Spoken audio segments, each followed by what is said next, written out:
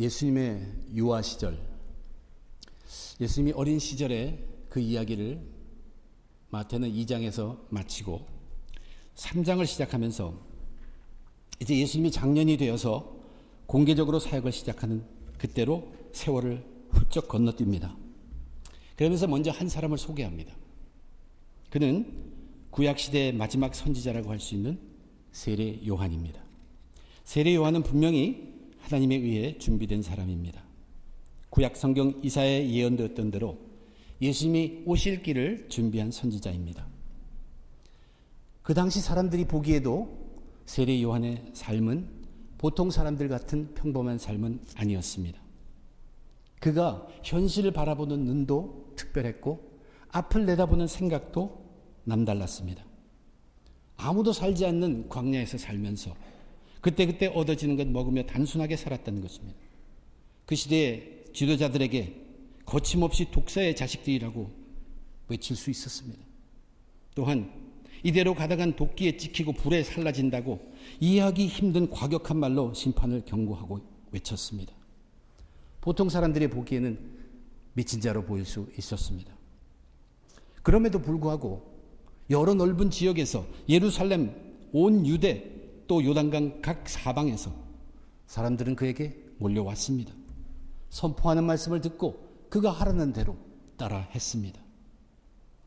그 중에는 사회에서 영향력 펼치고 있던 사람들이 자연스럽게 그를 경계하면서 어떻게 좀 무시해 볼 수 있는 트집을 잡을 수 있지 않은가 오는 사람도 있었습니다. 그렇지만 세례 요한은 조금도 동요하지 않았습니다. 자기 속에 아주 뚜렷한 것들이 있었기 때문입니다. 조금도 타협한 사람이 아닙니다. 목숨까지 잃어가면서도 굽히지 않는 그러한 세례 요한이었습니다. 과연 이 세례 요한의 생각과 마음, 그의 머릿속에, 그의 박동하는 심장 속에는 무엇이 담겨졌길래 이렇게 자기 속에 뚜렷한 것으로 타협 없이 꿋꿋할 수 있었는가? 함께 살펴보며 은혜 나누고자 합니다. 첫째, 이 세례 요한에게 가장 중요했던 것은 하나님의 말씀을 선포하는 것입니다. 오늘 본문 첫 절은 세례 요한을 이렇게 소개합니다. 유대 광야에서 전파하는 사람. 세례 요한이 이르러 유대 광야에서 전파하여 말하되, 여기 전파는 proclaiming으로 되어 있으면 선포입니다. 하나님이 정하신 때가 되어서 요한은 하나님의 말씀을 선포했습니다. 사람들 들으라고 사람 많은 곳에 찾아가지 않았습니다. 아무도 없는 곳, 광야에서 하나님의 말씀을 터뜨렸습니다. 그 메시지는 회개하라, 천국이 가까웠다 하는 메시지였습니다. 그것은 하나님께서 준비하셨던 것입니다. 구약 성경에서는 이 요한을 그 다음 절에 보면 광야에서 외치는 소리라고 표현하고 있습니다. 요한은 소리였습니다. 요한이 소리였다는 것이 무엇입니까? 그는 그 소리를 위함이다. 하나님의 말씀을 선포하는 것이 그의 사명이고 그의 전부였다는 뜻입니다. 구약시대 마지막 400년 동안 영적 암흑 시기에 하나님의 말씀을 전하는 선지자가 성경에는 기록되어 있지 않습니다. 그러다가 구약의 마지막 선지자로 하나님의 말씀이 세례 요한을 통해 전파되었던 것입니다. 하나님 나라에게 있어서는 이것은 무척 중요한 것이었습니다.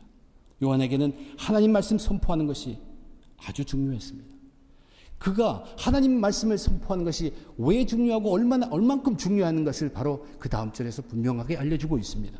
이 요한은 낙타털 옷을 입고 허리에 가죽띠를 띠고 음식은 메뚜기와 석청이었더라. 낙타털 옷은 나쁜 거 아닙니다. 좋은 것일 것입니다. 그러나 그거 한 벌입니다. 허리띠를, 가죽으로 띠를 띠었다. 구약에서 띠를 띈다는 것은 무슨 새로운 것을 계획하고 준비하고 시작하는 단계를 말합니다. 그는 그것도 오직 하나밖에 없었습니다. 먹는 거, 메뚜기와 꿀, 석청. 그때그때 주어지는 건 먹고 살았다는 얘기입니다. 굉장히 단순한 삶을 살았다. 왜? 하나님 말씀 선포를 위해서입니다. 이 요한의 라이프 스타일을 여기 소개한 것은 먹는 것, 입는 것, 무슨 다른 일 하는 것 걱정 하나도 안 했다는 것입니다. 오직 그는 하나님 말씀만을 선포했다는 것입니다. 그런데 우리는 그래서 그 세례 요한을 위대한 설교자라고 말합니다. 그렇지만 세례 요한이 위대한 설교자인 것은 그렇게 자기의 온 헌신을 다해서 말씀을 전포한 삶을 살았기 때문이 아닙니다. 그가 정말로 위대한 설교자인 것은 하나님의 말씀의 능력을 알았기 때문에 그렇습니다. 그가 하나님의 말씀의 능력을 몰랐다면 당연히 성읍을 찾아가야 합니다. 예루살렘 속에 사람들이 그 말씀을 들어야 할 사람들에게 찾아갑니다. 그러나 그는 하나님의 말씀의 능력을 아는 자였어요. 광야에서 외쳤습니다. 광야에서 외침에도 불구하고 그 말씀의 능력이 사람들을 그에게로 불러왔다는 것입니다. 그 말씀의 능력이 자기들을 꾸짖고 욕하는 것이 될 수 있는데도 그들은 그것을 이해했습니다. 그리고 그들은 그 속에서 전혀 위로의 말씀이 아닌데도 위로를 받았다는 얘기입니다. 이것이 하나님의 말씀의 능력이고 바로 세례 요한의 위대함은 그 하나님의 말씀의 능력을 알았다는 얘기입니다. 이것은 오늘날에도 마찬가지입니다. 선포되는 하나님의 말씀은 오직 하나님만으로 순수해야 합니다. 인간 세상의 영향으로 인해서 말씀이 순수함을 잃으면 그 말씀은 사람들을 웃기게 할 수 있을지 몰라도 그 말씀은 힘이 없습니다.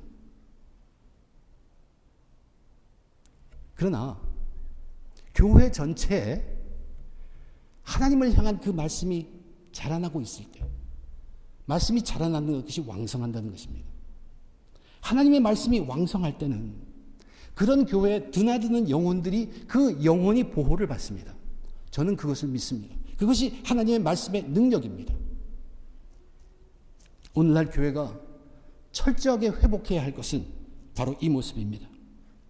여러분 한 사람 한 사람이 하나님의 말씀을 사모해서 꾸준히 성경만을 읽어도 그런 사람들이 여기에 몇몇만 모여 있어도 그것으로 인해서 이 교회를 그냥 왔다 갔다 들어갔다 하는 그 영혼들이 보호받는다는 것을 우리는 깨달아야 합니다. 우리가 성경 읽는 거, 그래 내가 좀 잘 살아보자, 내가 좀 믿음을 좀 키워보자, 그것만이 아닙니다. 그것이 내 이웃을 살리는 것이고 내가 속해 있는 공동체를 세워가는 엄청난 중요한 하나님의 말씀의 능력이라는 것을 저와 여러분은 반드시 깨달아 알아야 합니다. 나 한 사람 한 사람 말씀 사모함이 우리의 이웃을 건진다는 것입니다. 교회를 세워간다는 것입니다. 그러면 목사로서 그러한 영혼을 건지기 위해서, 교회를 세우기 위해서 말씀 사모함이, 목사의 말씀 사모함이 무엇이겠습니까? 목사는 순수한 복음이 강단에서 선포되는 것에 최고의 정성을 들여야 합니다. 죽고 살기로 지키는 것입니다. 순수한 복음 선포를 위해서입니다. 사람을 감동시키는 게 아니라 하나님의 메시지를 순수하게 전달하는데 먹는 것보다, 입는 것보다, 다른 어떤 일보다 거기에 목숨을 걸어야 합니다. 성도들은 말씀 사모함이 가득해야 합니다. 말씀을 사모하고 존귀하게 생각하고 존귀하게 대하고 감격하고 기대하며 나오고 열심히 성경 읽는 것, 결코 자신만을 위한 것이 아님을 깨달아야 합니다. 말씀의 능력은 대단합니다. 교회의 말씀의 왕성함이 자리 잡게 될 때 교회를 드나드는 영혼들은 자기도 알고 모르게, 알게 모르게 그 영혼이 보호받고 있다는 사실을 알아야 합니다. 우리도 항상 말씀에 깨어있지 못하지요. 그러나 우리의 영혼이 보호받는 이유는 같은 성도가 거기서 말씀을 사모하고 존귀하게 여기기 때문에 내 영혼이 지금은 힘든데도 보호받고 있다는 얘기입니다. 교회가 감당해야 할 일은 많습니다. 그렇지만 아무리 많은 일을 감당한다고 하더라도 한순간도 교회가 소홀히 해서는 안 되는 것이 바로 이 영혼 보호함을 위한 말씀의 왕성함을 위한 정성입니다. 그렇게 말씀의 왕성함이 자리 잡게 되면 은혜가 나타나게 됩니다. 은혜가 나타나면 은혜가 넘칩니다. 은혜가 넘치면 그것이 사람을 끌어다 씁니다. 그것이 섬김이고 그것이 봉사입니다. 시작은 분명히 아십시오. 하나님의 말씀에서 시작한다는 것. 순수한 하나님의 복음의 말씀이 우리를 섬김과 봉사에까지 이끌어간다는 것, 은혜를 통해서. 그러나 교회에서 일을 감당한다고 하면서 그 일에만 집중하다 보면 하나님 말씀을 향한 사모함이나 정성이 소홀해집니다. 그러면 나타나는 것이 잡음이 나타나고 불평이 생기게 됩니다. 말씀을 통해 영혼이 공급받는 은혜가 없기 때문입니다.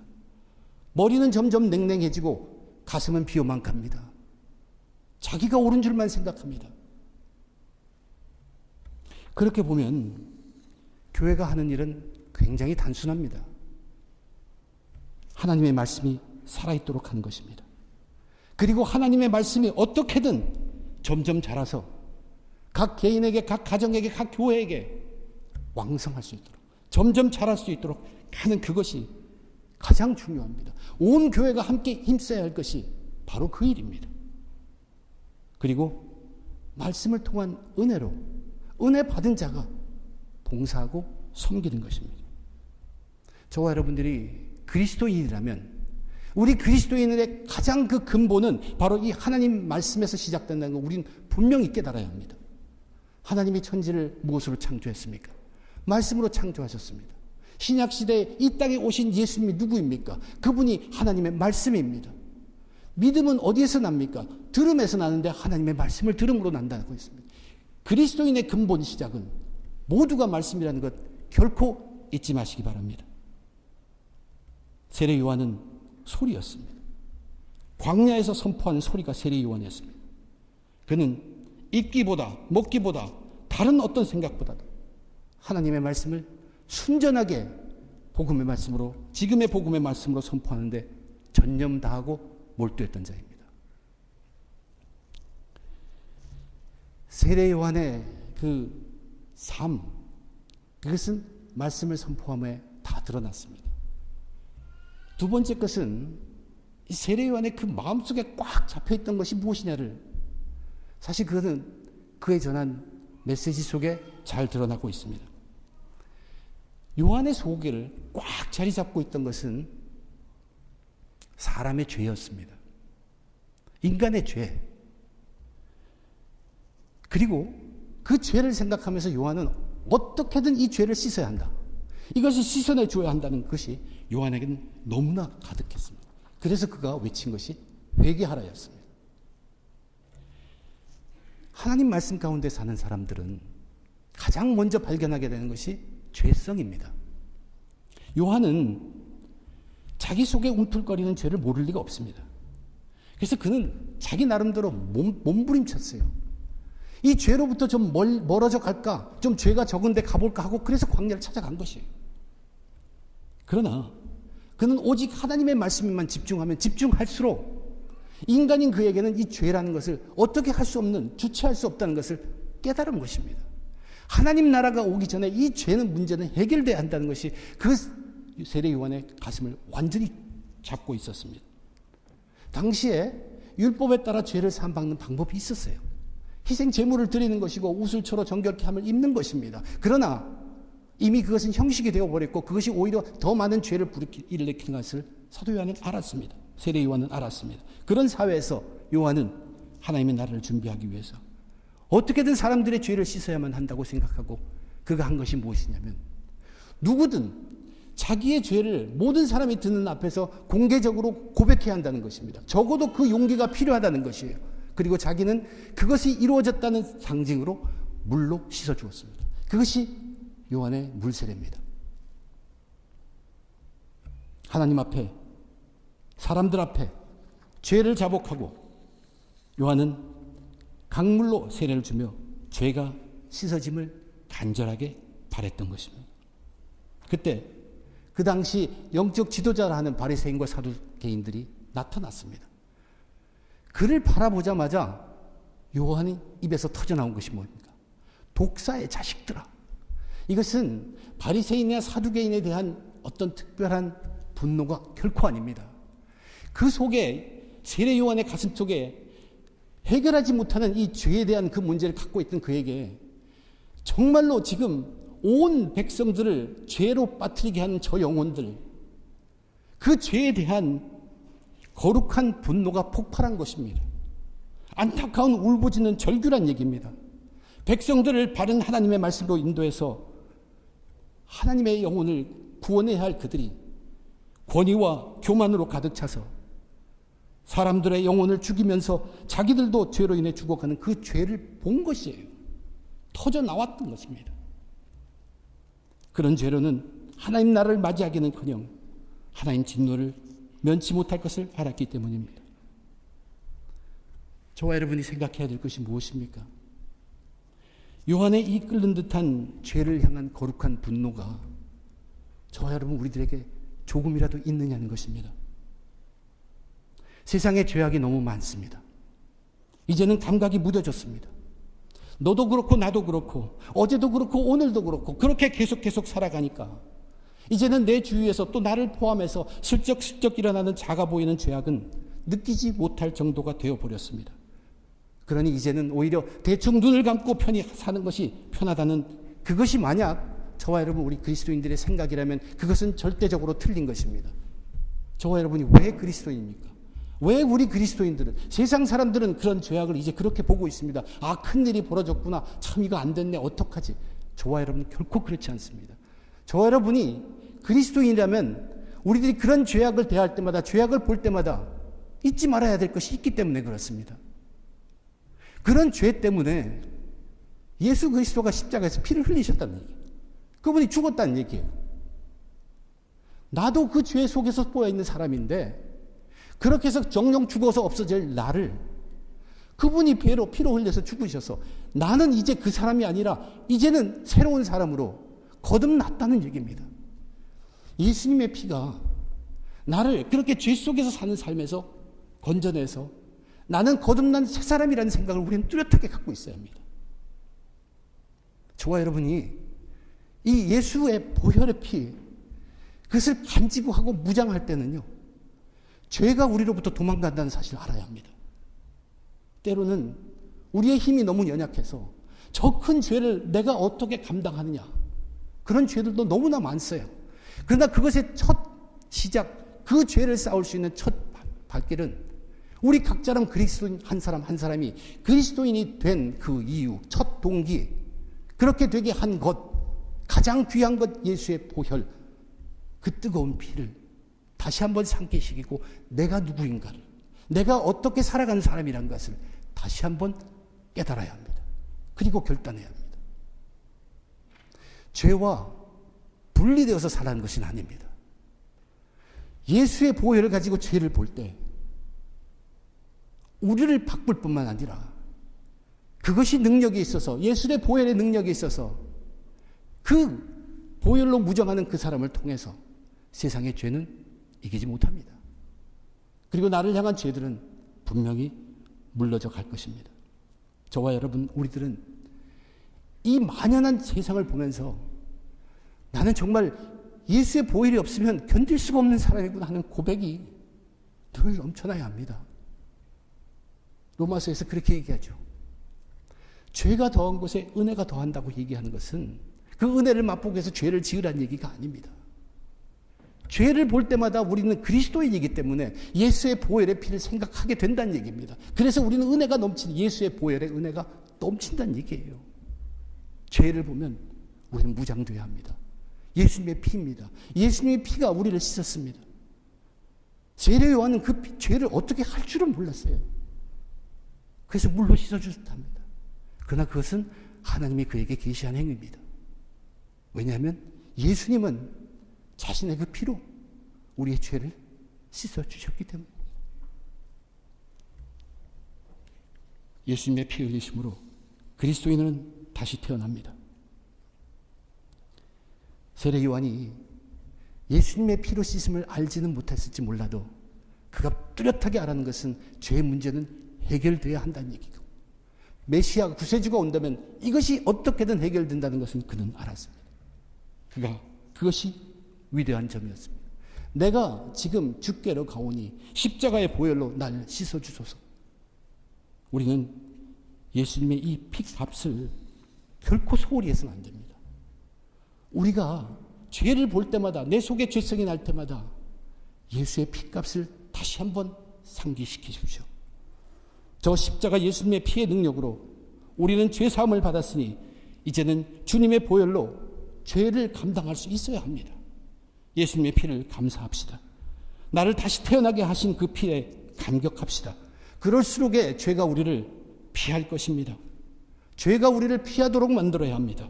그리고 세상에 가득한 죄를 보며 예수님의 피 흘리심을 내 속에 더 다지고 또 그것을 우리는 알려야 합니다. 내 속에 예수 피 흘리심이 확실해질 때 그것이 세상의 죄를 해결하는 첫 길임을 저와 여러분은 깨달아야 합니다. 세례 요한은 하나님 말씀 선포에 혼신을 다한 사람이에요. 그 어느 것보다도 하나님의 말씀이 능력이 있다고 하면서 하나님의 뜻대로 전하려고 사람 보지 않고 전한 것이 그의 말씀의 능력이었습니다. 우리들도 이 하나님의 말씀에 우리의 삶을 맡길 수 있어야 합니다. 존귀하게 여겨야 합니다. 그리고 세례 요한은 회개하라 선포하며 죄를 보고 분노한 사람입니다. 저와 여러분, 우리들은 죄 있는 곳에, 내 마음속 깊은 데서부터 죄 있는 곳에 예수님의 보혈로 맞설 수 있어야 합니다. 회개하라, 그것과 함께 요한이 외친 소리는 천국이 가깝다는 이야기였습니다. 그것이 그 마음속에, 그 세례 요한의 가슴 속에 가득했던 것, 천국이 온다는 것이, 가까이 왔다는 것이, 임박했다는 것입니다. 그러면서 그 속을 주장하고 있던 것은 이제 그 나라가 오면 열매를 맺어야 한다는 것이에요. 회개를 했으냐? 그러면 회개에 합당한 열매를 맺는 변화된 삶이 나타나야 한다는 것이에요. 너희 삶 속에 그것이 증거돼야 되고, 그것이 그분 오셨을 때, 그분 오시기 전에 이미 그 앞에 나타낼 수 있는 열매로 있어야 한다는 것으로 가슴이 가득 차 있는 사람이었습니다. 그렇지 않다면 천국의 통치자로 오는 그분이 심판하신다는 얘기입니다. 천국이라는 것은 유대인의 혈통으로 되는 것이 아님을 분명히 얘기합니다. 하나님이라신 분은 돌들로도 아브라함의 자손을 만들 수 있다는 얘기예요. 아브라함의 자손이라는 것이 귀하다는 것이 아니란 얘기입니다. 요한이 요구하는 것은 회개를 했다면 회개에 합당한 열매가 맺혀져야 한다는 것입니다. 열매가 있어야 한다는 것입니다. 그것도 시급하다고 얘기합니다. 이미 도끼가 나무 뿌리에 놓였으니 좋은 열매를 맺지 아니하는 나무마다 찍혀 불에 던져지리라. 과연 세례 요한이 말한 이 좋은 열매라는 것이 무엇일까? 누가복음에 보면 이 세례 요한의 설교가 계속됩니다. 그러면서 이 좋은 열매에 대해서 설명해 주고 있습니다. 옷 2벌 있는 자는 옷 없는 자에게 나누어 주라. 먹을 것이 있는 자들도 그렇게 해야 한다. 세리들은 거두어야 할 세금 외에는 더 걷지 말라. 군인들에게는 그들이 가진 힘으로 남의 것을 빼앗지 말고 거짓된 고발을 하지 말고 받는 급료로 만족하라고 했습니다. 이것들이 무엇입니까? 자기의 의지로 결단해서 선행을 하라는 얘기죠. 이것이 구약의 마지막 선지자의 가르침입니다. 이 속에 꿈틀거림이 있습니다. 갈등이 있습니다. 어찌할 바 모르는 것이 거기 있어요. 그러나 이 요한이 위대한 것은 하나님의 생각과 같다는 얘기예요. 예수님 성경이 말하는 그것과 맥락이 같다는 것입니다. 그런데 저와 여러분, 우리들은 구약의 마지막 선지자와 다른 것이 분명히 하나 있습니다. 오늘의 세대에 사는 저와 여러분, 신약의 세대에 사는 사람들입니다. 예수님이 이 땅에 오셔서 십자가에 돌아가시고 부활하셨죠. 그러면서 하늘에 오르시면서 우리에게 약속하신 것이 있습니다. 보혜사 성령입니다. 우리를 도와주시는 성령이 있다는 얘기입니다. 바로 저와 여러분, 우리 그리스도인들이라면, 저와 여러분이 우리 그 그리스도인이라면, 그리스도인에게는 우리에게 하나님께서 예수 그리스도께 약속하신 그 성령을 가득히 부어주었다는 것을 잊지 말아야 합니다. 그 가득히 부어준 그 성령이 우리를 새롭게 하는 능력입니다. 그분이 우리를 고쳐주시고 바꾸게 하는 것입니다. 세례 요한은 그것을 이루지 못해서 자기 의지로 하려고 꿈틀거린 사람입니다. 우리는 우리의 능력으로, 우리의 의지로 마땅히 해야 할 뿐만 아니라 우리의 능력, 의지로는 도저히 감당할 수 없는 것까지 주어진 사람이라는 것을 결코 잊지 말아야 합니다. 그 이상을 넘어가야 합니다. 성령 보혜사, 그분이 계시기 때문에, 예수의 영이 계시기 때문입니다. 성령이 우리를 새롭게 하십니다. 예수님이 피로 우리의 죄를 씻어주시고 새롭게 거듭나게 태워줬습니다. 그 이후로 우리가 변화된 삶을 계속 걸어가게 하는 것, 우리 주시신 성령의 놀라운 새롭게 하심의 능력이라는 것을 저와 여러분 알아야 합니다. 세례 요한은 하나님이 준비하신 특별한 사람입니다. 그는 구약의 마지막 선지자였지만 오늘날 믿음의 사람들이 노력해야 할 모습을 다 갖고 있었어요. 그는 오직 하나님 말씀만을 붙들고 그 중심으로 살았고, 어떻게든 죄를 씻으려고 몸부림쳤으며 죄 씻은 자답게 변화하는 열매의 삶을 노력한 사람입니다. 하나님의 말씀을 사모하고 우리가 칭의라고 하는 justification, 그것을 받으려고 애썼고, 변화에 가려는 우리가 성화에 가는 sanctification. 그래서 이 칭의 또 이 변화에 가는 성화, 이 두 가지가 우리의 구원을 이루는 것이에요. 그것을 일찍이 예수가 오기 전에 마지막 선지자로서 노력했던 사람입니다. 그런데 이러한 노력을 보고 예수님이 그에 대해서 뭐라고 얘기했습니까? 여자가 낳은 자 중에 세례 요한보다 큰 이가 일어난 적이 없다. 우리 생각에는 여자가 낳은 중에 모세와 엘리야는 아마도 이 세례 요한보다 더 위대하지 않나 생각할 수 있습니다. 그러나 그는 하나님의 말씀의 그 능력을 아는 사람이었고, 정말 죄가 얼마나 더럽고 추한 것이라는 걸 알았고, 열매가 왜 필요한가, 어떻게 필요한 걸 안 사람이었습니다. 그리고 더욱 나가서 그는 하나님의 아들이 이 땅에 왔을 때 가장 먼저 알아본 사람입니다. 그보다 위대할 수 없다는 얘기예요. 모세와 엘리야보다도 더 위대할 수 있는 조건을 부여받은 사람이고, 그 조건, 그 시간을 놓치지 않았습니다. 그래서 더 위대합니다. 그러나 예수님께서 세례 요한에 대해서 말씀하신 것은 그것이 전부가 아닙니다. 이어서 이렇게 얘기했어요. 천국에서는 극히 작은 자라도 그보다 크니라. 천국에 가면 세례 요한은 우리들보다, 주님의 이 말씀은 저와 여러분 우리들을 향한 말씀입니다. 우리들보다 못하다는 것. 과연 이 말씀이 천국에서 어떻게 될지 우리가 가서 보면 알게 됩니다. 우리는 모릅니다. 그러나 여기서 강조하는 것은 하나, 세례 요한에게 안타까운 것이 있다면, 지금의 저와 여러분 우리가 비교해서 그분에 대해서 안타까운 것이 있다면, 그분은 예수님의 피 흘리심을 모릅니다. 예수님이 약속하신 보혜사를 계시로부터 알고 있지만 체험하지 못했다는 얘기입니다. 그래서 결코 우리를 앞설 수 없다는 뜻입니다. 우리들에게는 하나님의 말씀이 여전히 있죠. 세례 요한보다 우리는 하나님의 말씀이 더 명확하게 있습니다. 왜냐하면 그 하나님의 말씀을 더욱더 알게 하시기 위해서 그 말씀이 몸으로 있고 이 땅에 예수님을 오셨죠. 그 예수님의 말씀이고, 예수님이 그 말씀이 하나님의 말씀을 우리에게 다시 설명해 주시고 가르쳐 주셨습니다. 그러므로 우리는 세례 요한보다 훨씬 더 하나님의 말씀에 대해서 명확하게 알고 있는 사람들입니다. 세례 요한은 죄를 씻으려고 몸부림치면서 입으로 모든 사람 앞에서 공개적으로 고백하게 하고 물로 씻을 수밖에 없었습니다. 그러나 저와 여러분은 우리의 죄를 씻음 받기 위해서 예수의 그 피가 있다는 것을 아는 사람이고, 그것으로 씻음 받은 사람이고, 그것으로 인해서 다시 태어난 그리스도인들입니다. 이것은 분명하게 여러분이 기억하며 살아가야 할 얘기입니다. 우리는 물로 씻음보다 더욱더 완전하고 완벽한 그 보혈에 귀한 뜨거운 피로 다시 거듭난, 그래서 이제는 다르게 살아가는 사람이 되었다는 것을 잊지 말아야 합니다. 또한 심판의 날은 있습니다. 그것을 위해서 몸부림친 세례 요한은 열매를 어떻게든 맺어야겠다는 것이, 그가 할 수 있는 것은 우리의 인간이 할 수 있는 의지로 선한 좋은 일을 하는 것이었어요. 저와 여러분은 그거는 마땅히 해야 합니다. 그러나 우리가 감당하지 못할, 우리의 의지로 감당하지 못할 것까지 할 수 있을 정도로 하나님께서 너끈히 풍성히 우리에게 성령을 주셨다는 거 잊지 말아야 해요. 그 성령으로 우리는 변화되어 가면서 늘 새롭게 되어가면서 살아가야 할 사람들입니다. 저희는 세례 요한보다 못할 것이 하나도 없습니다. 예수님이라는 하나님의 말씀이 있고, 죄를 씻어 거듭나게 하시는 예수님의 피가 있는데, 변화하여 열매 맺게 도우시는 예수님의 영이 있는데, 어찌 율법을 통한 하나님의 말씀만을 의지하고 물로 죄를 씻는 것과 자기 의지로 결단해서 변화하는 사람보다 못할 수 있겠느냐는 것입니다. 그럴 수가 없다는 것이죠. 우리들은 예수표 사람이기 때문에 그렇습니다. 하나님의 말씀이 있다고 했죠. 그 말씀이 우리들에게는 예수로 오셨어요.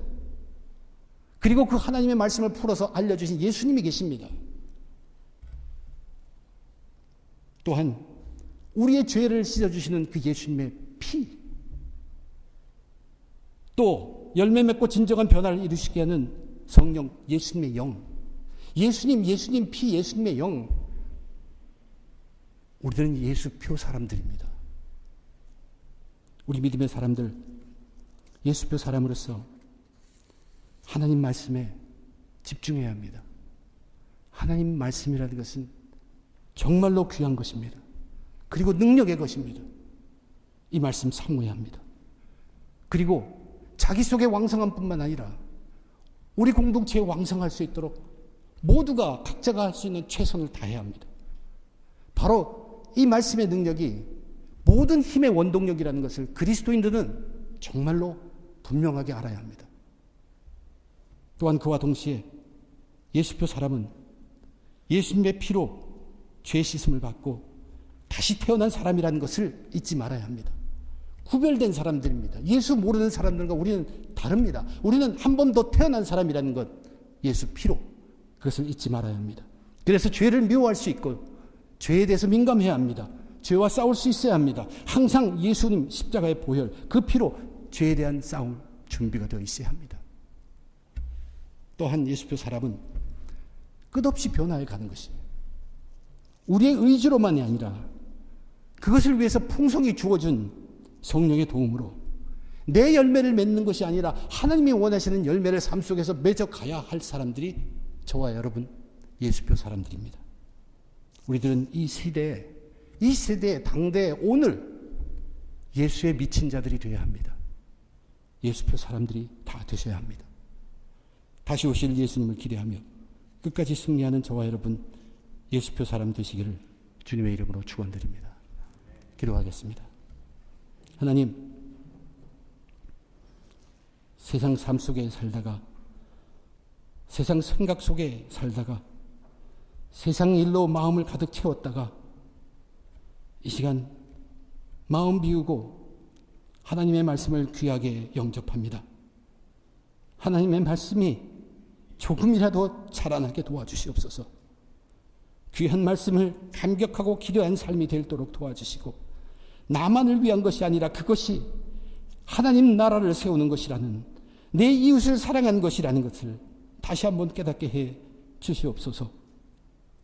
하나님이 나를 택하시고 십자가에 그 뜨거운 피를 흘리심으로 나는 다시 사는, 새롭게 사는, 다시 한번 태어난 다르게 살아야 할 사람이라는 것을 깨닫게 하시고 죄를 이길 수 있도록 보혈의 피 귀하게 간직하게 도와 주시옵소서. 하나님, 우리의 의지로는 하나님의 뜻대로 살지 못합니다. 그러나 성령, 보혜사, 예수의 영을 우리에게 주셨으니 그 예수의 영에 의지해서 부족한 죄인이 의인으로 삼아주셨으니 그 길 걸어갈 수 있도록, 성령의 열매 맺을 수 있도록 축복해 주시옵소서. 이 모든 것 오직 하나님께 감사하며 우리 주 예수 그리스도의 이름으로 간절히 기도드립니다. 아멘.